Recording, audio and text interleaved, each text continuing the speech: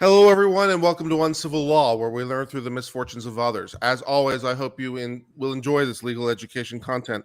And today will be the day I earn that subscription. For today's content, I am joined by Rob from Law and Lumber, and we are speed reading Supreme Court. How are you doing, sir? Doing quite well. How are you, big guy? I'm doing fantastic. Yes, we are going to try to read, understand, comprehend, analyze, and do all these cases within about 10 minutes because that's about how long we have. The Supreme Court is going to release some number of opinions this morning, and we're going to try to do them all within the window on which they release them. They read them from the bench, so we got about 10 minutes, give or take, between decisions, and I am now just trying to reload Supreme Court blog so that we can I threw the first opinion into the private chat if you wanted to pull that. Outstanding. You are just a gentleman and a scholar. It's only 7 pages. That makes it really easy for us. Well, if you want to start the morning off with Kavanaugh. Yes, and for those of you who don't know about this, procedurally, the Supreme Court issues opinions in reverse order of seniority, which means we do not have any Justice Barrett opinions today, and it also gives you some indication of how many opinions we might have.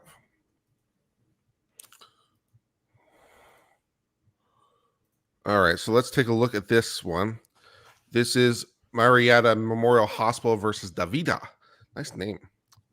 The petitioner is an employee-sponsored group health plan that offers all of its participants the same limited coverage for dialysis.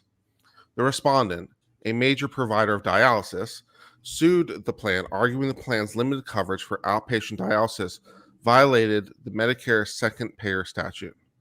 All right, so dialysis is interesting too because I don't know much about it, but I do know it has some special status in terms of payment in law because Congress wrote some special provisions for dialysis specifically because basically one member of Congress had dialysis, and so they wrote special protections because, they felt that's why there's like 8 jillion dialysis clinics all over the place because Congress wrote special provisions for them. So anyway, that's part of what's going on.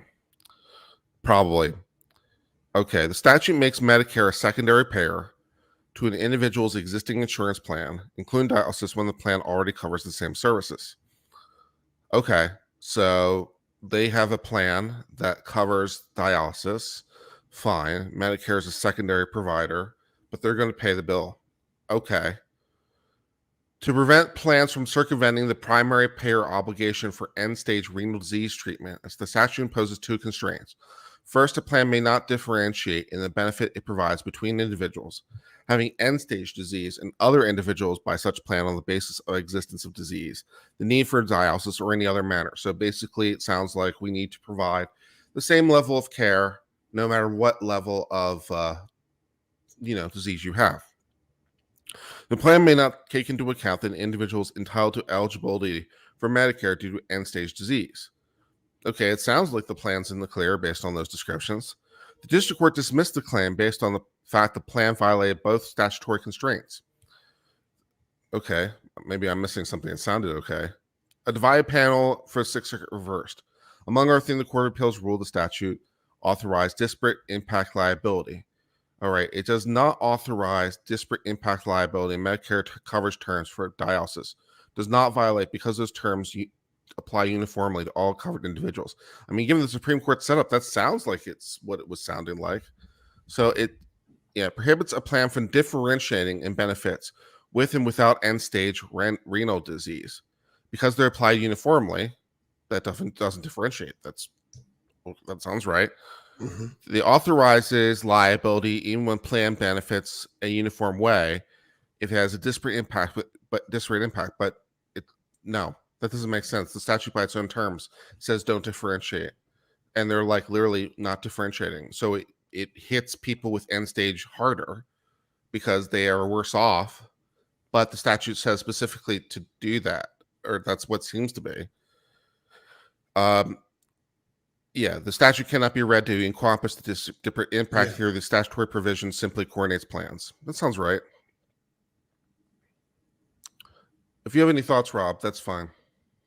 No, I was just reading. I'm reading ahead. The disparate impact theory. Yeah, you can't read that into the statute. And A 7-2 decision. Oh my gosh. Yeah, look at this. So 7-2. Kagan only partially dissenting and Sotomayor joining in that dissent. Yeah, partial dissent. Huh. So that depending on your point of view, that makes it unanimous. Because I mean, the nature of the dissent might be because they're, whatever. Since it's a partial dissent. But I mean, given the description of the Supreme Court, that sounds right. If the law says don't differentiate based on the stage of their renal disease, and they literally say, okay, our plan covers everyone, literally all the same, regardless of the stage. Mm-hmm. So the idea is, well, that's not fair because people in end stage need more care because they're about to die, so they need more care. But the statute says provide them all equally. You're supposed to be blind to that. So that argument doesn't make sense based on the way the statute seems to be written. Yep.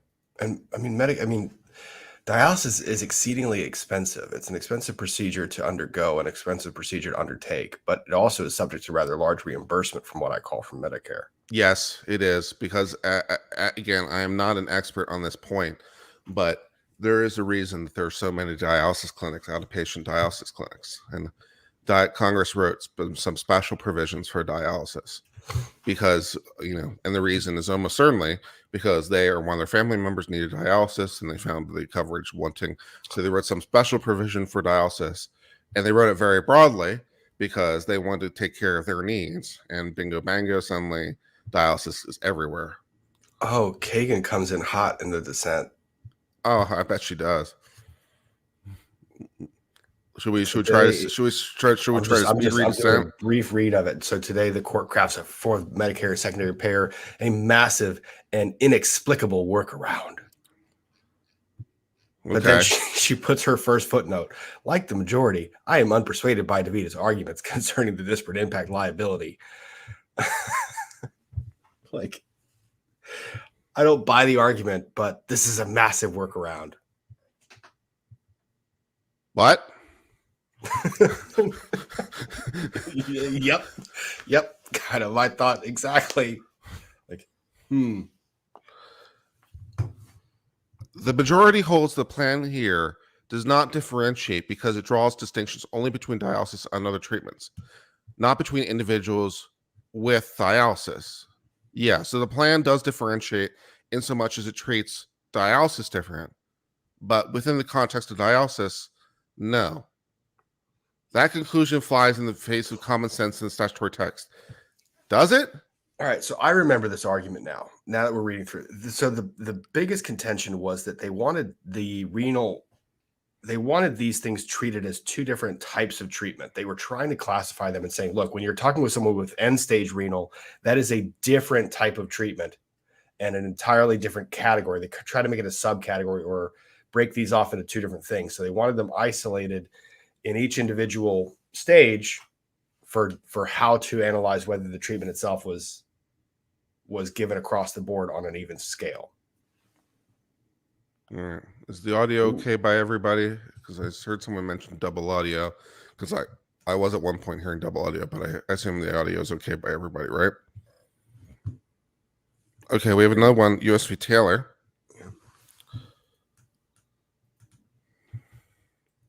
Let's take a look at what we got here. This is by Gorsuch. We're working our way up the seniority hierarchy. For those of you who wonder what makes someone more senior, it's just literally how long they've been on the bench. With, of course, the exception of the Chief Justice, who automatically is most senior, no matter how long he's been on the bench. Or he or she, I suppose. We never had a female one, but still. Anyways. But that's what makes them seniors, how long they've been there. So that means that Judge Jackson, when she becomes Justice Jackson this fall, will be the most junior. Also, for those of you who like the Supreme Court lore, by long-standing tradition, the most junior justice is the one that has to answer the door and stuff like that. When they're having conference, for example, when they first decide cases, they go into a conference room and just the justices. So if for any reason someone needs to talk to them or they need to talk to someone else, the junior justice is the one that has to get up and answer the door and like stuff like that. So it means Judge Jackson Brown will have to do their bidding. So I look forward to the Vanity Fair articles and the Vox articles talking about how this is a modern form of slavery, even though it's literally been that way for all of time. This is a bad look because it involves a woman, black woman. The articles write themselves. Maybe I should get started. Let's talk about the Hobbs Act.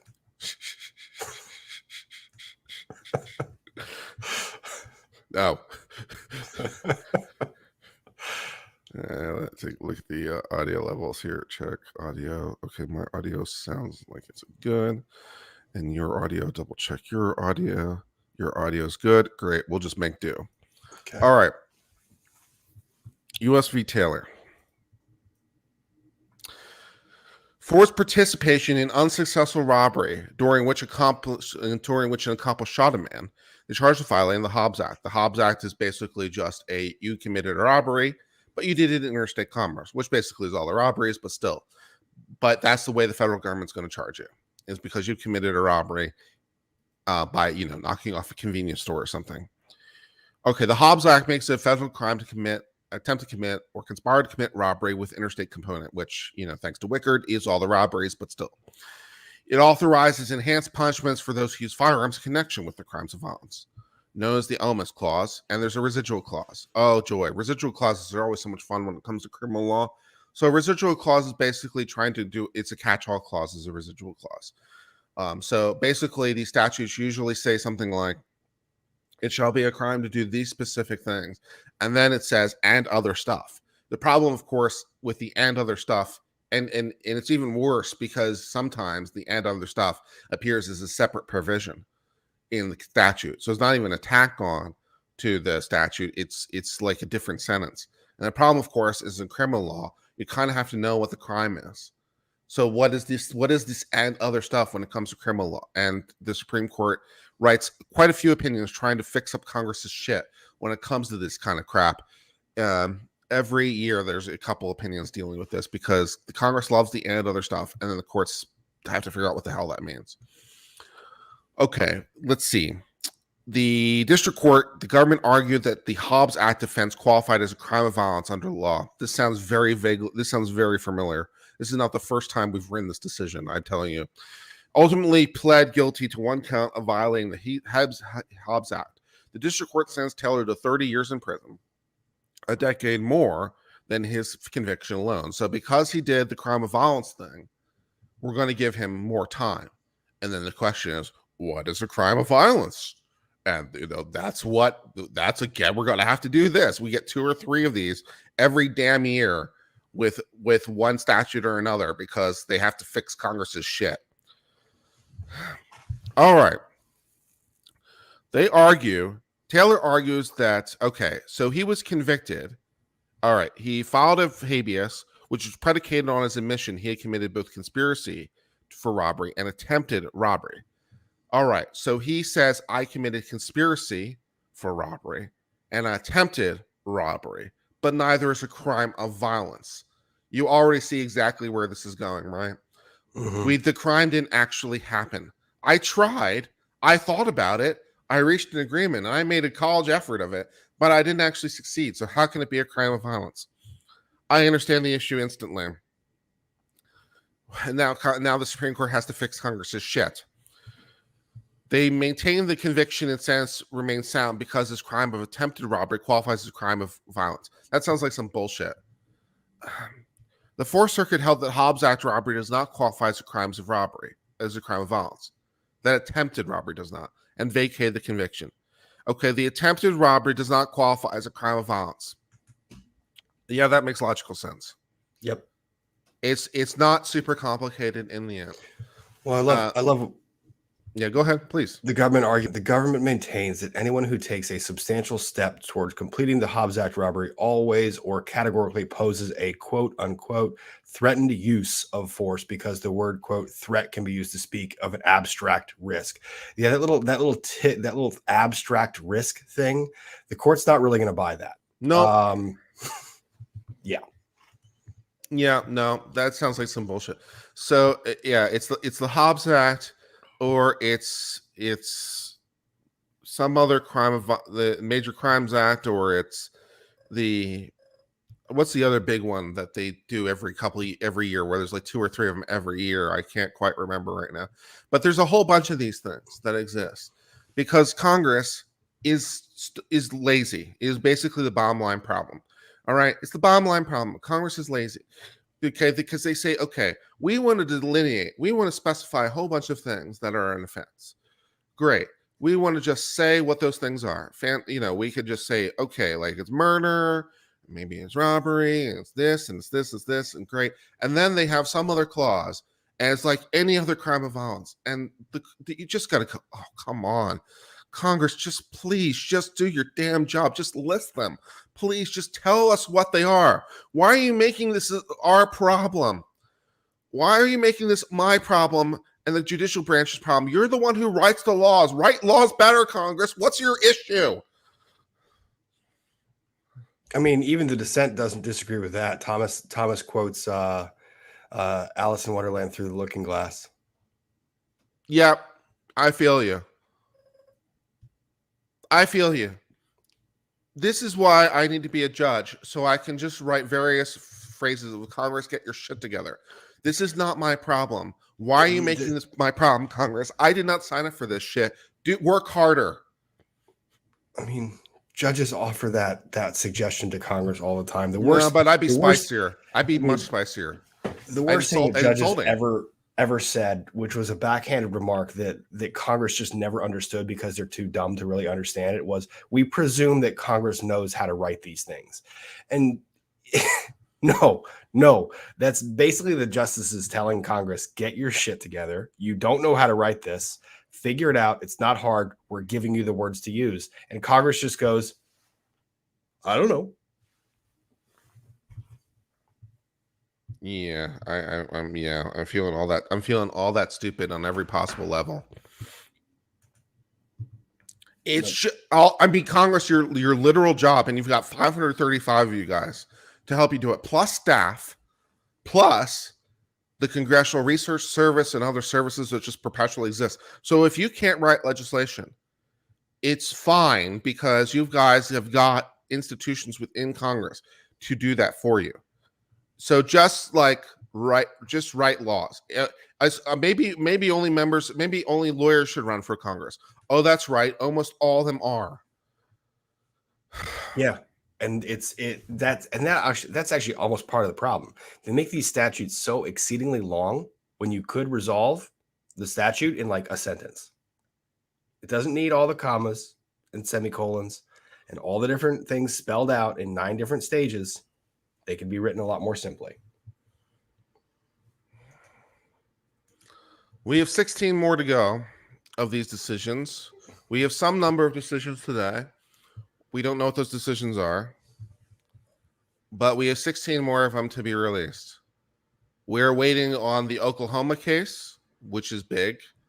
Well, maybe, depending on where that goes. We are waiting, of course, on the NYSRPA, the gun rights case, and we're waiting on Dobbs, which everyone calls the Roe case because no one can remember the good name Dobbs. So they just call it the Roe case, which is hilarious. Well, I don't understand. Dobbs is it's the same number of letters. No, one more letter. 2 more letters. 2 more letters. No, math. It's 10. It's too early to do math. Look, no, it's completely possible that I literally just woke up. Literally right now, just before this stream. It's possible that I rolled right from bed right to the streaming. Yep. I'm a professional. I'm doing this as my full-time gig. Got Washington? I'm working on it. Yep. Sure do. Thank you for asking, though. That was unduly harsh. I apologize, Rob. That wasn't unduly harsh. I was going to say, I mean, you rolled out of bed maybe because there was a text message from somebody saying, hey, buddy, where are you? You texted me? Okay. USC Washington. Oh, good. From the 9th Circuit Court of Appeals. Love it. That's always usually a good sign. That's the That's the monkey paws version of be careful what you wish for. Uncivil Law says, I want to be a federal judge someday. It says, granted, you're a member of the Ninth Circuit. No. Oh, Breyer unanimous. A Breyer unanimous one. Whoa, okay. All right. He's going out with a bang. All right. And it's striking down a state law. Breyer unanimous, coming down on the state law. Awesome. All right, let's take a look at this one. Let's see if Breyer wins our hearts. In 2018, Washington enacted the workers' compensation law that applied only to certain workers at a federal facility. Well, you already can see the problem instantly. In the state who were engaged in the performance of work either directly or indirectly for the United States. I can see the problem already. The facility known as the Hanford site was once used by the federal government to develop and produce nuclear weapons, and now is undergoing a complex decontamination process. Most workers involved in the cleanup process are federal contract workers, people employed by private companies under contract by the federal government. A small number of workers involved in the cleanup include state employees, private employees, and federal employees who work directly for the federal government. As compared to Washington's general workers' compensation scheme, the law makes it easier for federal worker contractors at Hanford to establish their entitlement for workers' compensation, thus increasing compensation costs for the federal government. You know right away this is just a total loser. You know right away this is a total loser. This is just basic principles of law. A state cannot impose on the federal government. Yep. You cannot impose on the federal government. You don't have to help. You don't have to help them, but you can't impose on them. So you can't make it easier to get compensation if you want the federal government to pay for it. If it's the state government paying for it, go crazy. The federal government won't care one way. If you think those workers, for whatever reason, deserve more compensation than anyone else, then pay them out of the state payrolls and the federal government won't have any complaints. But if you're trying to make the federal government pay more money, forget that noise. We're understanding why it's unanimous rapidly. Damn. The United States brought a lawsuit against Washington, arguing that the law violates the Supremacy Clause. It sure does. The district court concluded the law was constitutional because it fell within the scope of the federal waiver of immunity. The Ninth Circuit affirmed. Wow. The Ninth Circuit's full of shit. Who knew? Who knew? Washington law discriminates against the federal government's contractors because it's not an ambiguous waiver. Yeah, no. End of analysis. It's easy. It's easy. End of analysis. You can't do that. You can't discriminate against the federal government. You cannot interfere with them. You can't tax them. You can't pay them money. You can't interfere with their agents. You don't have to help. It's a total non-starter. What do you got for us, Rob? Nothing. There's really nothing to go into here. I don't understand why this made it all the way here. Because apparently the Ninth Circuit is a bunch of hippies, and they want to pay the people at the nuclear plant more money. And again, it's not a problem. If you really want to pay them more money, it's easy. It's easy, Washington. All you have to do is pay them out of your own budget, and you're there. And I love you want to use, but you want to pay with using other people's money. Oh no, you can't do that.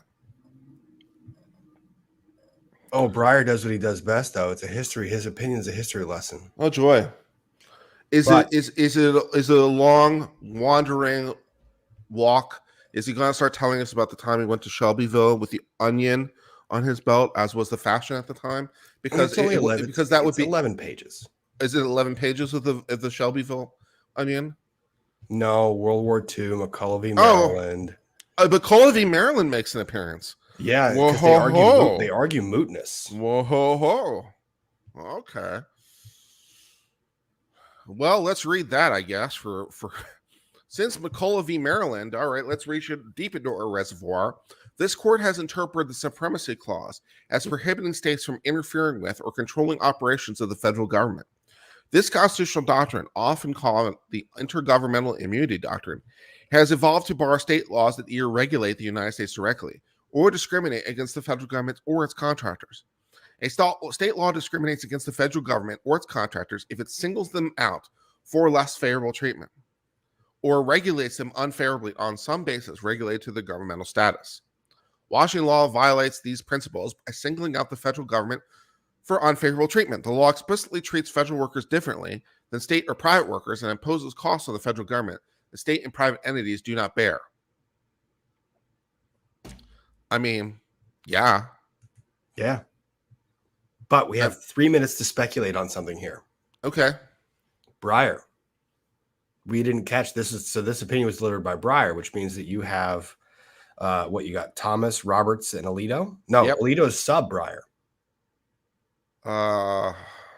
Thomas Roberts. Thomas Roberts, that's right. Right. So Alito's more junior than Breyer because Breyer's been there forever. So if they go by their standard practice, Dobbs is not. If Alito is still, if that opinion is still Alito, Dobbs isn't today. Yeah.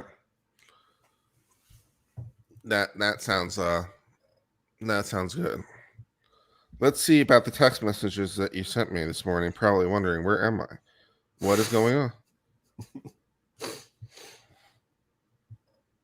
see. So I've got. Let's see. Here. You said you're going to miss the first opinion at 8:58.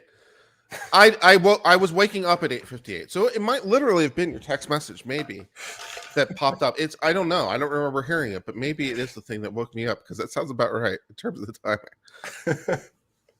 You know what, though? Coming straight out of bed and going and reading about Medicare and being able to analyze that case law. Okay, Kurt, new level of respect. No problem. I can literally do it in my sleep. It's fine. Now, we've had new requests for you, Rob, because yesterday, and I'm going to post an excerpt from this video today. Apparently, I've decided, because I had this idea of the mantra of I want a lawyer, I want to remain silent. So yesterday, I did on stream, I did a guided meditation using those phrases, and I'm going to post it as an excerpt. And we had requests for you to join me on a new channel. We're thinking about calling it Uncivil Guru or Guru Uncivil, where we would do court opinions in the style of guided meditations and mantras. ASMR court opinion. Yes, exactly. I like that. I caught your 100K celebration and that opinion. Isn't it great?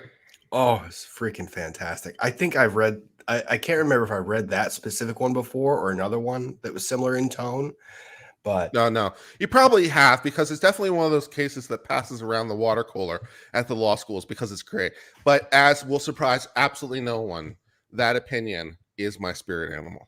It is everything I want to be. I want to be on the Supreme Court. I want to be Samuel Kent. I want to mock Congress, chide the parties, ridicule all before me. It has a certain flair and dynamic that really speaks to me on the inner level. In the nicest, in like the most sarcastic / attempting to seemingly be kind. You know, the intelligence of these attorneys before me could not be understated. Yes. And I that opinion has long been my favorite, and it has been my intention to cover that as my 100,000 subscriber special since, I don't know, I had 5,000 subscribers or something. I think since I had 1,000 subscribers, I was like, that's going to be the case. I'm going to cover for 100,000. And the day finally came, and I was very, very happy. So what the new channel is just where we find our favorite opinions, just ones that have the nice prose and lovely phrase and language, and then we just read them out loud. Yes. Washington law violates these principles by singling out the federal government for unfavorable treatment. Oh, and Robert's opinion. And breathe out. Carson v. Makin. Robert's opinion. Carson v. Makin. We be making some case law. Oh, that was terrible. That was pretty bad. All right. So this is dealing with paying tuition at private schools by the state government. And I'm assuming this is going to be religious. I imagine if this is a Roberts, this is his baby. And I would imagine that the answer here is yes, the state government can fund religious private schools as long as it's funding them on the same exact basis as any private school is, as long as it's neutral to the religious aspect, then it should be fine. Should be the right answer. It holds the program violates the free exercise clause. So maybe they didn't do that, or maybe the law has changed. Let's find out which.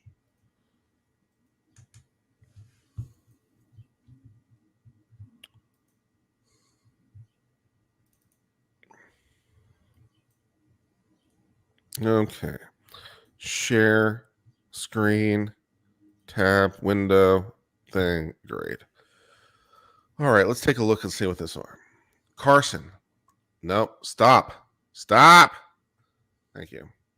Carson as next friend of as OC and Makin. Fine. This is coming from the First Circuit because it's Maine. Maine has enacted a program of tuition assistance for parents who live in school districts that neither operate a secondary school of their own, which would be middle school and high school, nor contracts with a particular school in another district. So apparently there are places in Maine that do not have middle or high schools. And under that program, parents designate the secondary school they'd like their child to attend. And the school district transmits payments to that school to help defray the cost of tuition. Okay, so we can't be bothered to set up schools of our own, so we're going to give you money to fund a school of your choice. As long as this is being done neutrally, I would think this would be fine. Participants' private schools must meet certain requirements to be eligible to receive tuition payment, including either accreditation by a New England association or approval from the Maine Department of Education. Okay, so maybe the fact is the accreditation is not available to religious schools. Maybe that's the problem. And therefore it becomes an unfavorable discrimination. I'm sorry, did you want to say something, Rob? Nope, you're going to get to the next sentence. Okay, but they may otherwise differ from Maine public schools in various ways. Since 1981, however, Maine has limited tuition assistance to non-sectarian schools. Yeah, that's not going to fly. Petitioners sought tuition assistance to send their children to Bangor Christian Schools and Temple Academy. Although both BCS and Temple Academy are accredited, okay, so they're even accredited too on top of it. So this is just, you know exactly what the answer is without even reading anymore. I mean, if they didn't have the accreditation, you'd have to think about it for another half second. But because they have the accreditation, you don't even have to think about it that hard. You have to treat the religion neutrally. You can't treat religion worse. We've discussed this many times. We discussed it with Boston and the flying of the flag, as I ranted about Smith, and any number of other cases about religious neutrality. You can't treat religion worse. Stop doing it. So if you want the state to give money to private schools, fine. If some of those schools are religious, that's fine. But you can't make the religious schools worse. Stop doing it. All right. Although they are both accredited, schools do not qualify as non-sectarian, and thus are ineligible to receive tuition payment. This is a total non-starter. Petitioners sued the commissioner, alleging the non-sectarian requirement violates the free exercise clause. It sure does. The district court rejected the claims and granted judgment to the commissioner. The First Circuit affirmed. Wow, it's really, it's cases like this that make me wonder why I'm not a federal judge, Rob. Why am I not a federal judge? I am apparently smarter. Once again, it's like I'm smarter than the district court. I'm smarter than the Court of Appeals for the First Circuit. I'm smarter than the Court of Appeals for the Ninth Circuit. How am I not a federal judge, Rob? Because you're not politically motivated, because district court judges are... I have an opinion on district court judges we're not going to go into. But I know the answer, Rob. I know the answer. I mean, you can just put a quarter in the slot, push the thing, and I know, and pop out the answer. Why am I not a federal judge, Rob? What's crazy about this case, as with all of these other cases on this one, is the court has been smacking down every reiteration. You want to make a carve out to this rule? You want to try and find an exception? You want to try and argue it a different way? Every single term, the court has chosen this particular issue to smack back at every state and local jurisdiction that tries to basically say, oh, we didn't really mean to discriminate based on religion. Get the point. Get the message. I got the message. I got the message long ago, Rob. I know. I can read. I've been reading for a long time. I've got 1,500 videos on my channel of me reading opinions. I'm really good at the reading. I'm so good at the reading. I know the answer, instantly because I've read it before a couple times, Rob. Holy shit. Oh, I get it. Holy shit. All right. Hell, the sectarian program for otherwise it violates the free exercise clause. Yeah, we can stop bringing fuck this noise. Is this unanimous? It better be. There's a Sotomayor court in here that I am gonna have a problem with. Oh, Sotomayor filed a dissent. Well, I mean, there was the case of Kansas v. Glover where Sotomayor was definitely, at least on that occasion, on that 8-1 dissent. She was my spirit animal. Is this going to be the occasion where Sotomayor is going to be my spirit animal? Seems unlikely, but hey, maybe she'll be able to convince me that everything I know is wrong. Nope. Everything Sotomayor. you know is wrong. Black is white is up, short is long. Sotomayor, quote, with growing concern for where this court will next lead us, I respectfully dissent. What?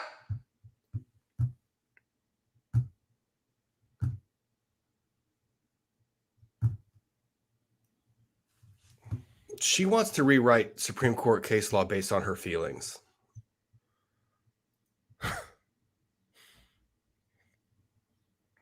She really does.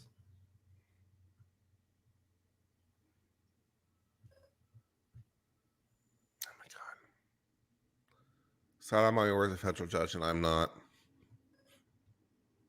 Something is wrong in this world. But it's 1, 2, 3, 4, 5, 6.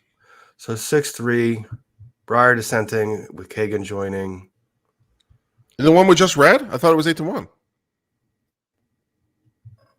What, the next friend? Oh, there's a new one? The Carson v. Makin. Yeah, the one we just read. Oh, that's 6-3. There's dissenting votes beyond Sotomayor. Yep, Robert. Oh, you're right. There is dissenting votes beyond Sotomayor. Oh, holy shit! What is this? Yeah. So Breyer and Kagan were looking at a distinction between the two rules set up by what am I trying to say? Oh, you're right. Trinity Lutheran and Espinoza.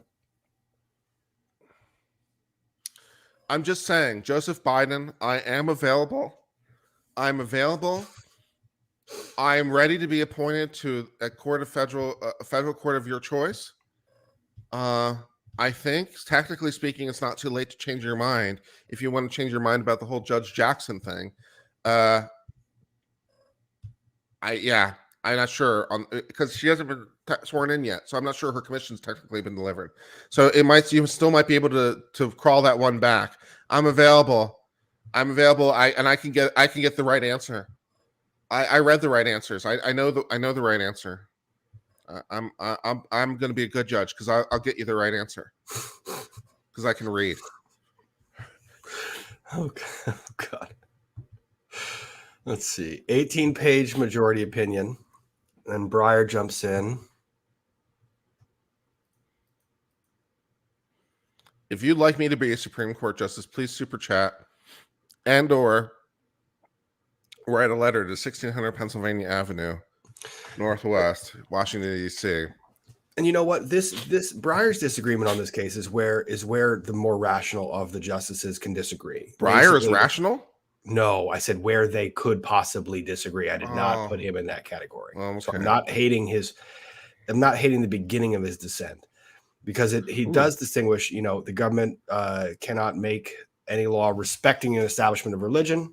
And then the second part, prohibiting the free exercise thereof. So the liberal justices view those as two separate things, and they view them equally, and they blame or they accuse the conservative justices of kind of putting all the focus on the second one and not on the first. We have a new opinion, baby, and it's Shoop, baby, Shoop, baby, Shoop, baby, Shoop, ba-doop, ba-doop. Oh my God. I was going, why are you singing? I looked down. I was like, oh, it's Shoop B. Twyford. I'm helping. I'm good with the helping, Rob. Oh, I love it. Oh, a 5-4 split with the chief. Thai spicy. Is this going to be a good one? Spiciness. And it's our number, so that means it is the last opinion of the day. It's very disappointing.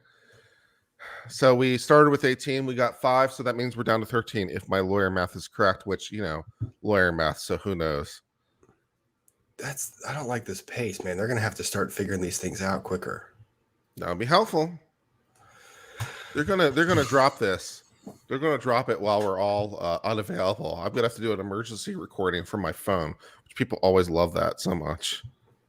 They're gonna try and pull a quick one on SCOTUS blog, so SCOTUS blog can't even get there. That'd be hilarious. Yeah, we have our numbers, but really, we're gonna release it secretly just to screw with you. That'd be great. I'm down for this plan. I do shit like that just because I can. Oh, you thought me releasing our numbers, Matt, was the end? All right, let's find out all there is to know about Shoop, the warden, versus Twyford, the prisoner. Respondent Twyford was convicted by an Ohio jury of aggravated murder. Doesn't sound like he's that great a guy, and was sentenced to death. He sounds even less like a great guy. Twyford then sought state post-conviction relief, claiming that trial counsel was ineffective for failing to present evidence of a head injury he sustained as a teenager. That seems a bit implausible. The Ohio court rejected his claim, concluding the trial courts had simply presented a competing psychological theory for the actions. This sounds like well within the thrust of the province of an attorney, right? So generalized principles, it's up to the attorney to choose which strategy and tactics are within the province of an attorney. If there are multiple different aspects that you could go for, it's up to the attorney to choose, as long as those choices make any kind of coherent sense, right? So it's like, well, there's some sort of physical injury you suffered. Okay. There's some sort of other problem you have. Okay. I, as the trial counsel, I'm going to go with this theory rather than this theory because I think it's more winnable. You didn't win. It's not ineffective assistance of counsel, is usually the way you would expect it to go. Okay. They filed a motion for habeas. Good luck. The district court dismissed most of the claims as procedurally defaulted, but allowed a few of them to proceed. He then moved in order for the state to transport him to a medical facility, arguing that neurological testing would plausibly lead development of evidence. Yeah, well, we know that that's not a thing anymore because we just had a decision like 2 weeks ago about this issue, about development of new evidence in a habeas. And the federal, it's like, no, you're not going to be able to get development of new evidence in a habeas. The Supreme Court ruled this just now, like a week ago. They just ruled this. I remember reading it from a week ago. The district court granted the motion under the All Writs Act, which authorizes federal courts to issue all writs. The Court of Appeals affirmed, because both courts conclude it's unnecessary to consider the admissibility of any resulting evidence. They conclude it's unnecessary to consider the admissibility of any resulting evidence prior to ordering the state to transport it. They grant it. Okay. A transportation order that allowed a prisoner to search for new evidence is not appropriate. Yeah, I knew that because you told me that 2 weeks ago. You can't develop new evidence in the federal habeas petition. You can't do that. You can't present new evidence. It has to be developed at the state level or in some lower process. You can't, a habeas, by the way, for those of you who are not familiar with how this works in terms of its procedural aspects, right? There is the vertical aspects of a case. So you have the trial court, appellate court, Supreme Court, right? So as you are convicted and you appeal, vertical, and you appeal, vertical, right? So all of his appeals have been exhausted. He's had his trial process.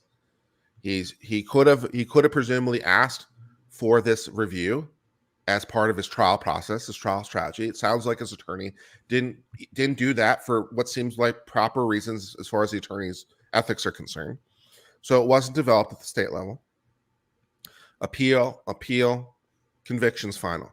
All right, so now rather than going in this vertical sequence, now we've moved sideways. All right, it's a collateral attack. One of the reasons that you know that, by the way, is from the title of the case. Okay, it is Shoop Warden versus Twyford.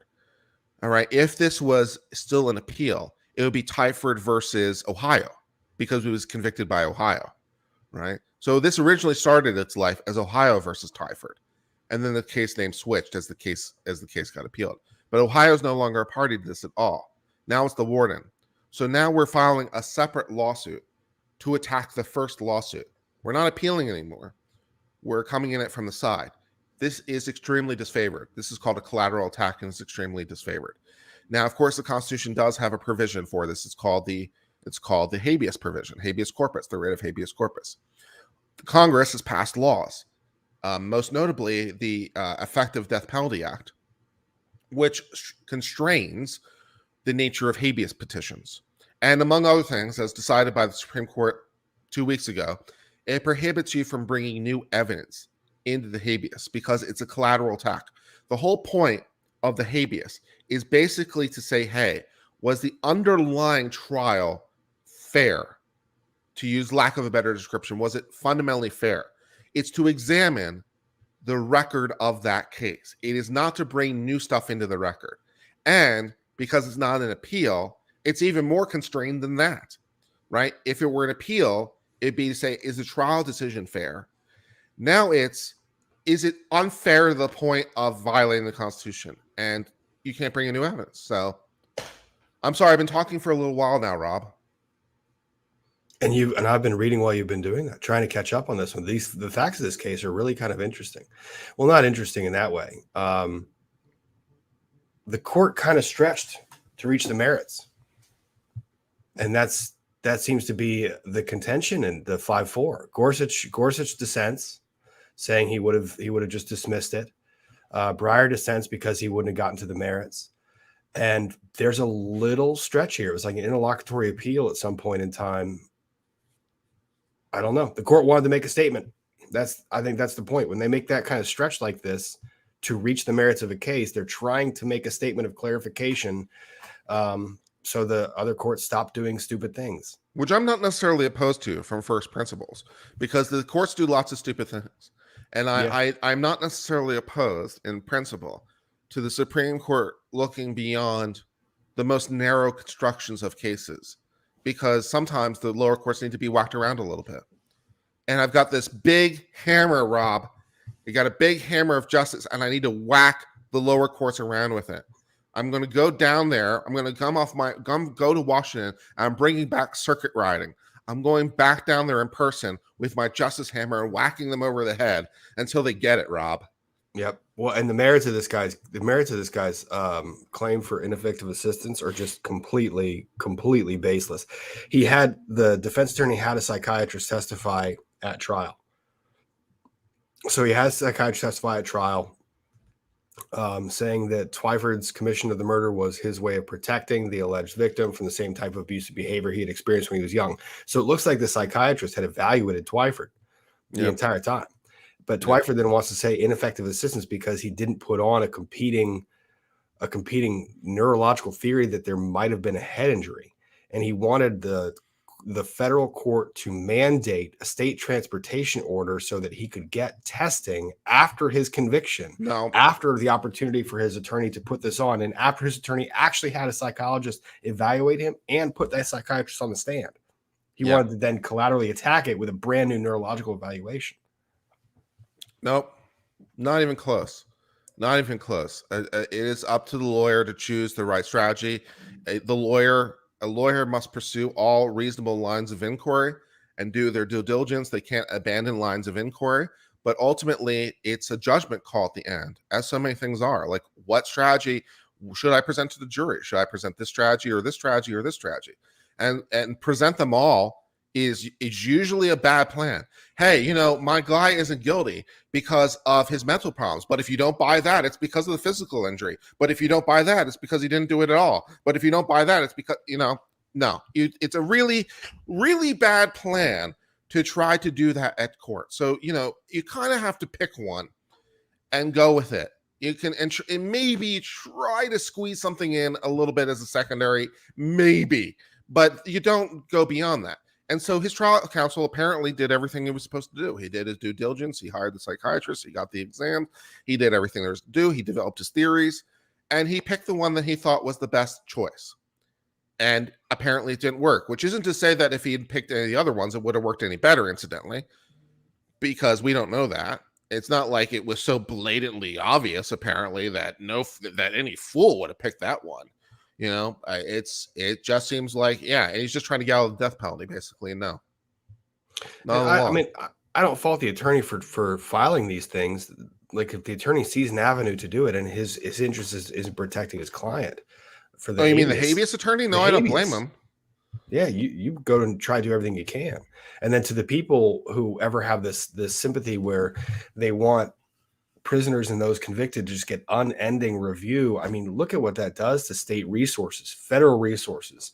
I mean, how much do you think the state and the federal government paid in resources briefing this argument? Lots. Death penalty cases are very expensive. Millions of dollars each. Yep.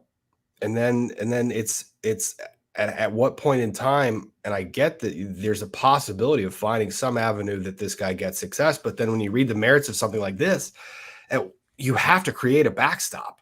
You can't just let him go on and on forever. And I can see the Supreme Court coming in and saying, look, you guys have to stop this. Like at some point in time, you can't just let them go on forever. No. Yeah, I mean, there's got to be some kind of finality. And this is what Congress, in large part, was trying to do in the Effective Death Penalty Act, which in large degree constrained the habeas petitions by keeping them very, very tight. And whether that's good or not, I mean, Congress is, of course, in control of the law. And Congress wrote a law, and, you know, it's designed to make the habeas more constrained. It's designed to prevent it just from becoming a second set of review. And we've seen this for better or worse because we want cases to stop at some point.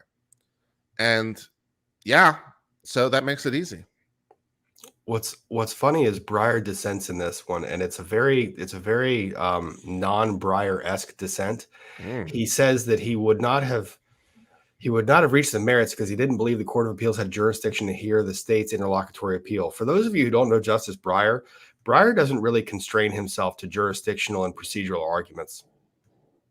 That's a reach for him. Like yeah. That doesn't sound like the kind of thing Breyer would write.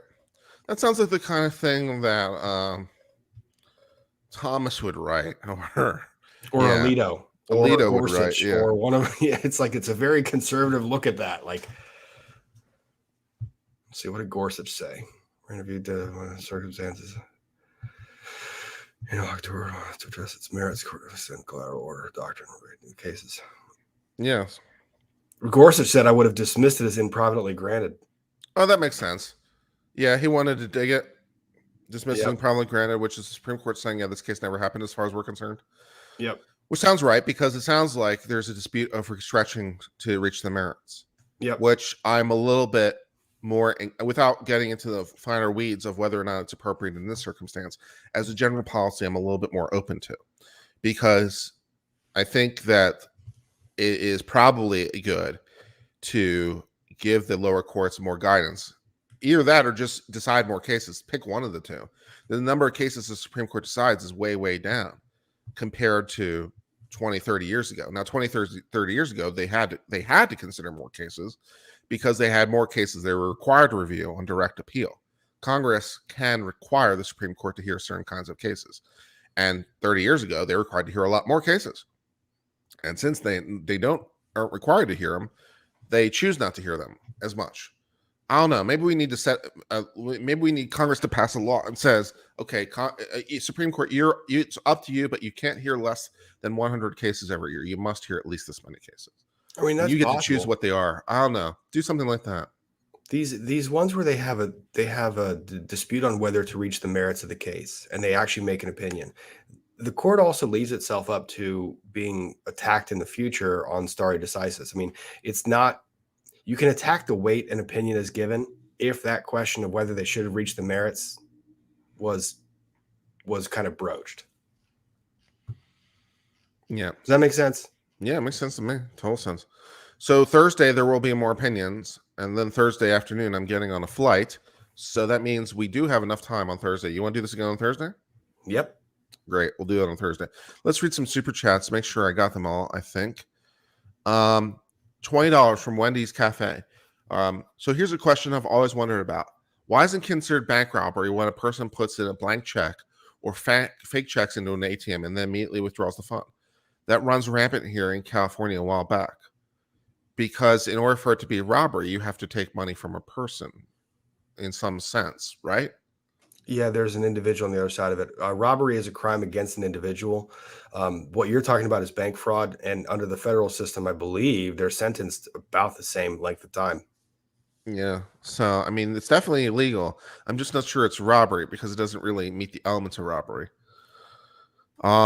Wendy's Cafe, $10. Hi, and good morning to you two. Yes, your audio is fine, Kurt. A bit loud, but still okay. Yeah, well, the problem is, as always, StreamYards and their audio management sucks. Warren Lee gets $2, says, I motion for an uncivil Supreme Court. Thank you. And from one Adam says, I'm all for you being on SCOTUS, but they won't let it happen because you're too snarky and you make them all cry. Stay snarky.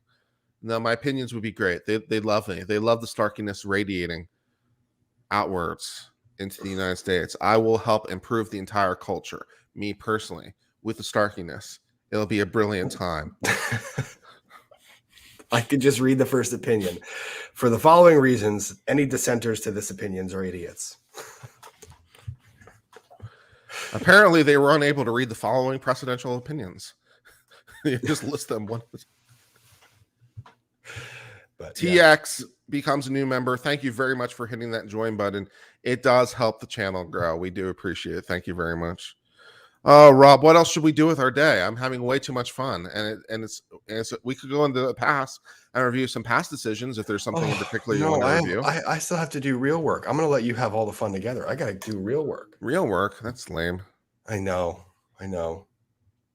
But I'm really looking forward to my job not being a thing anymore. I have to tell you, if it goes bad though, and I need to live, I know that there's a couch somewhere in Virginia that I can Northern crash Virginia. Yeah, there's a couch. No, but you're doing great, buddy. And yeah, I caught the Father's Day thing. I caught your celebration. Loved all of it. Retirement is July 2nd. Yeah. I guess we won't call it retirement. We'll call it the actual transition to an actual life of happiness. Yeah, not incredible depression anymore. Yeah, I can't do it. I can't do it. The problem is my work doesn't allow me enough creativity. It doesn't allow me to be me as much. My work is too clinical in some sense. I need to do something else. So I'm not sure exactly what that would be. Almost certainly not family law, because family law is too dynamic for my taste. It's just too personal and too emotional. Maybe Court of Appeals work is for me, because I get to snark. I get to figure out how snarky can I be at the judge. Can I call them an idiot while I'm standing at the bench, or is that too much? But I figure something that will allow me to be more me. So we'll take some time off, do YouTube, and see where we go from there. Any organizations ever come across you, you can start offering to write amici on their behalf. Excellent. Yeah, there you go. I mean, I think you would write a great amicus brief. And I mean, to be honest, that's great, because you get to meet with the organization or the individual people who have a vested interest. You write the amicus brief, and that's your bread and butter. Make that argument. And then you can be as snarky as you want. You can speak to the justices and say, anyone who disagrees with this logic is an idiot. Yeah. Or just not using logic at all, as so many of the members of this court do, which I won't name by names, but I'll allude to them. The private dicks is pig custody law. Yeah, I don't know about that. And Wendy's Cafe says, Rob, I have a photo of a woodbed I want to send and show you. It's an amazing piece of woodwork. How do I send it to you? My Twitter and email are both on my YouTube page. You can tweet it at them. You tweet us in the open so we can all see. Please, in the open. Just kidding. Yeah, no. If it's a picture of an actual wooden bed, if it's just a wooden bed, then you can email it to me. But if there's anything other than just a wooden bed, I'm not going to say anything. People are asking what an amicus is. An amicus, literally defined in Latin as friend of the court. So they write briefs that help suggest and guide the court into making a decision. Yeah, it's just if they have a vested interest, if they feel like they are a big enough voice that the court should give them. And then the court actually invites amicus briefs. The court will say, we'll invite amici on this one, which is just the plural of amicus, amici, to come in. Some cases the court wants to limit the argument to the parties. Some cases the court feels there's a broader interest, and they say, we're going to invite amicus to come in. Yeah, exactly. Well, I guess we will conclude for now. We will do this again on Thursday. We're still awaiting 13 more decisions. So we will hopefully get some of them on Thursday. So probably not the big ones on Thursday. So realistically, we are looking at, do they have days announced for next week yet? No, they haven't. They haven't announced days of next week yet. So I guess, yeah. So it might be this Thursday and then maybe next Thursday, the 30th, because traditionally the Supreme Court does try to finish by the last day of June. So maybe it's the 30th when all these exciting fun cases will drop. Yep. But until then, I will sign off. Hang on. Wendy's Cafe just sent you a little clarification. And to Wendy's Cafe, no, that wasn't directed at you. It was directed at so many people, Rob's who are fans. Yeah, I just didn't want to give anyone else the bad idea of doing things. So yeah, just send me an email. You're fine. Rob is a little primed to that, given some of the chats that have been directed at. They love your look, Rob. They think that you're hot and sexy. Do you want to do wagers for the next 13? What are we wagering on? I don't know. Call it 50 cents an opinion. Okay. On how the split goes, which way they're going to go. Okay. We can do something like that. We can say which way that we think it's going to end up. Mm-hmm. All right. We can do that. All right. We'll communicate via Twitter. Are you going to LA? Yeah. All right, cool. If you're going to go to VidCon, are you going to go VidCon while you're there? You should. VidCon is a real thing, right? This time. It is. This is an actual real thing. Yes. I'm not trying to think. It's a real thing. Yes. It's a real convention in Anaheim. Yes. I've already gotten you once. It's not going to preclude me from trying to get you again, but not immediately. Not immediately, because you're too, as we say, you're too primed to it. I've got to wait. I got to wait some period of time until I can get you to forget and then come in again with something. So yeah, I love it. But anyways, Nate the lawyer is going. Law Talk with Mike is going. I'm going, and you can go too. We're trying to make various appearances of there, so maybe we'll see some of you guys. If any of you guys, I'm talking to the audience at large at this point, are going to VidCon, maybe we'll see some of you in the hallways or whatever. So they'll be fun. Yep, I'll be there. All right, great. Until later, my friends. Don't forget to check out my guest. The other way. Law and Lumber. It's mirrored. Don't forget to check out my guest, Law and Lumber, at his channel, where you can find out all about woodworking and law and just stare at his incredibly handsome mug. I have been Uncivil Law. Until later, my friends, I hope all's well. Cheers and goodbye.